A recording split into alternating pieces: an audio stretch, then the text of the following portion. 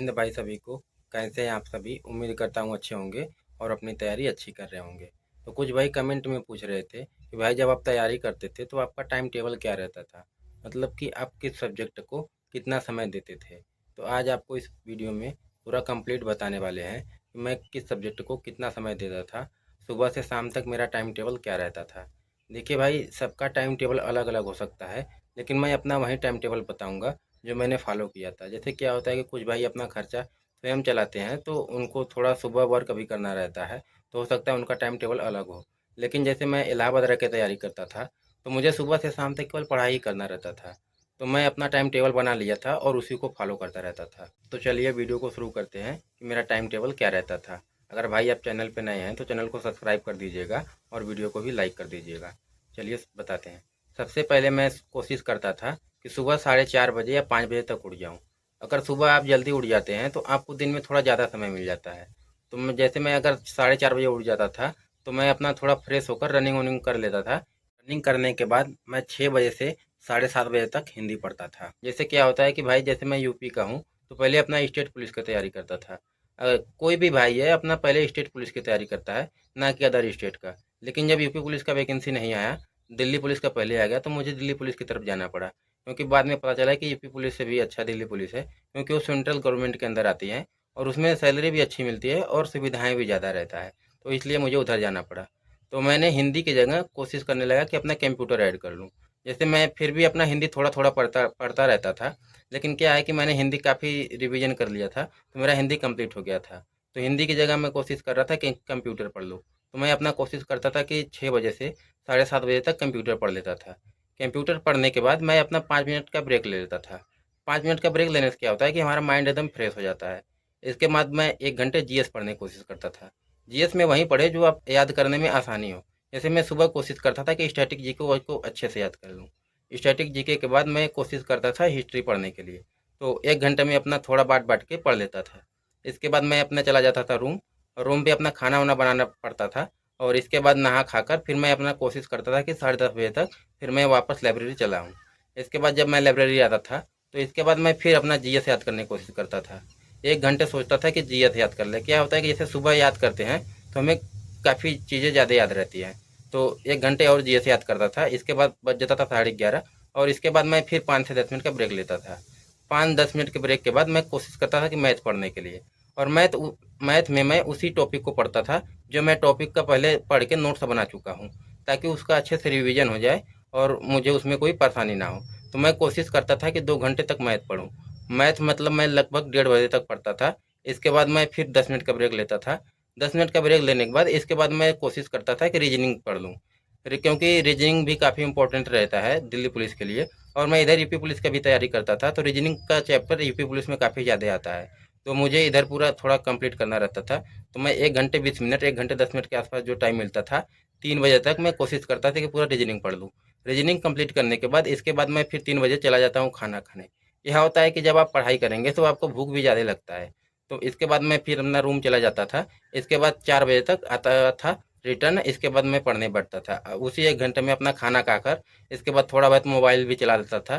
क्योंकि क्या है कि हमारा रील का आदत तो छूटता नहीं है, तो अपना थोड़ा बहुत उसमें रील भी देख लेते थे 1 घंटे में, क्योंकि खाना 10 मिनट में खा लिए, इसके बाद थोड़ा बहुत मोबाइल चला लिए, तो 1 घंटे इसके बाद उधर चला जाता था।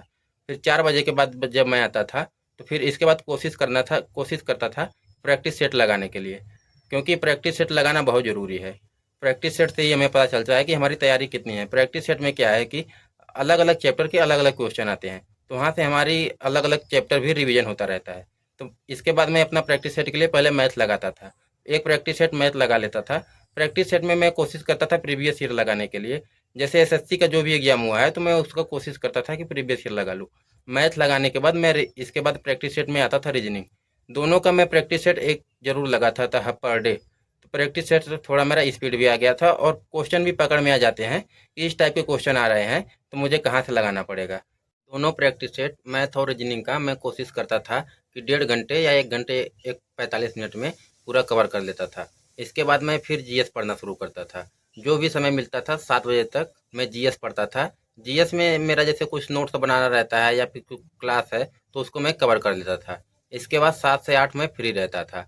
कोशिश करता था कि 7 से 8 बजे से मैं घर पे बात कर लेता था, कभी-कभी दोस्तों से बात कर लिया, तो थोड़ा बहुत उसमें मोबाइल चला लिया, तो 1 घंटे में मेरा सब ये हो जाता था। इसके बाद मैं 8 बजे से साढ़े 9 बजे तक पढ़ता था। इसमें मैं कोशिश करता था मॉक टेस्ट देने के लिए, क्योंकि क्या है कि अगर आप प्रैक्टिस सेट भी लगा रहे हैं, तो आपके अंदर स्पीड नहीं आएगा। स्पीड लाने के लिए आपको मॉक लगाना पड़ेगा ही, और मॉक में मैं कोशिश करता था मिनी मॉक लगाने के लिए।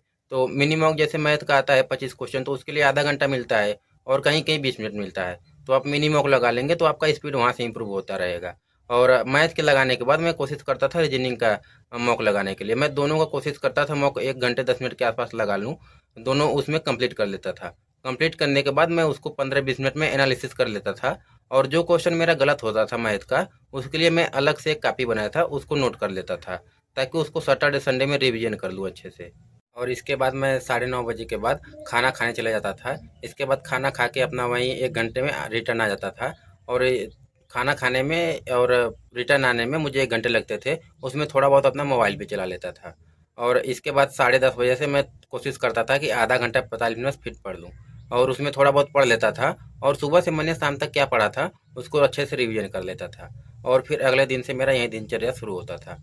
और एक चीज़ था कि मुझे कल क्या पढ़ना था वो मैं आज ही सिलेक्ट कर लेता था, कि मुझे हिंदी में कौन सा टॉपिक पढ़ना है, मैथ में कौन सा टॉपिक पढ़ना है, मतलब क्या चीज़ कल रिवीजन करना है, क्या चीज़ कल नहीं पढ़ना है, क्या पढ़ना है, मैं आज ही उसको पूरा कंप्लीट सिलेक्ट कर लेता था। और भाई कुछ भाई कमेंट में हमेशा पूछते रहते हैं कि भाई आप कहाँ से हैं, तो भाई मैं यूपी के बनारस जिला से हूँ। और अभी आपको बता दें, एक नोटिस भी वायरल हो रहा है कि दिल्ली पुलिस की वैकेंसी मार्च में आने वाली है।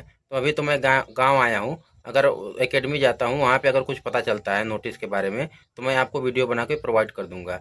बाकी आप अपनी तैयारी अच्छी करते रहिए, क्योंकि हो सकता है 2025 में दिल्ली में चुनाव भी है, तो वैकेंसी जल्दी आने की संभावना है। अगर वो नोटिस सही होगा तो मैं वीडियो बना के आपको प्रोवाइड कर दूंगा। बाकी भाई कुछ भाई कमेंट कर रहे थे कि भाई आप अपना दिल्ली पुलिस का जर्नी शेयर कर दीजिए। तो भाई मैं कोशिश करूंगा कि एक वीडियो में अपना दिल्ली पुलिस का जर्नी शेयर कर दूं कि कैसा रहा जर्नी।